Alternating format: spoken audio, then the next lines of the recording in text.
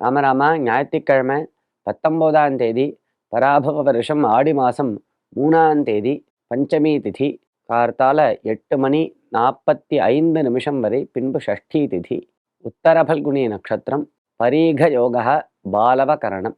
இன்னைக்கு ஸ்கந்த பஞ்சமி, குமார ஷஷ்டி, ஷஷ்டி விரதம். ராகு காலம் சாயங்காலம் 4:30 to 6, யமகண்டம் மதியம் 12 to 1. இன்றைய தினம் பஞ்சாங்கத்தில் ஸ்கந்த பஞ்சமி, குமார சஷ்டி என்று குறிப்பிட்டீர்கள். இதன் சிறப்பு என்ன?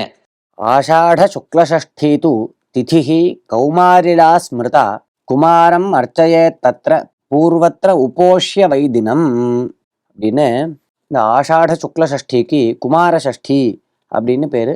அன்னைக்கு என்ன பண்ணணும் அப்படின்னு நம்மளுக்கு தர்மசாஸ்திரம் சொல்றது. அன்னைக்கு சுப்பிரமணிய சுவாமியை, குமாரனான ஸ்கந்தனை சுப்பிரமணிய சுவாமியை பூஜை பண்ணணும். சிவப்பு அரளி புஷ்பம் வச்சு சுப்பிரமணியனுக்கு சத்ரு சம்ஹார திரிசதி அல்லது சஹசிரநாமம் அல்லது அஷ்டோத்தரம் இப்படி அர்ச்சனைகள் பண்ணணும். தினமாவு நிவேதனம் பண்ணணும். தேன் கலந்து, சுத்தமான தேன் கலந்து தினமாவை சுவாமிக்கு நிவேதனம் பண்ணணும். பிரம்மச்சாரி குழந்தைகளுக்கு வஸ்திரம் வாங்கி கொடுத்து போஜனம் பண்ணி வைக்கணும். நிறைய தானங்கள் பண்ணணும். சுப்பிரமணியனை போய் கோவிலில் போய் தரிசனம் பண்ணணும். 12 தடவை பிரதட்சணம் பண்ணணும்.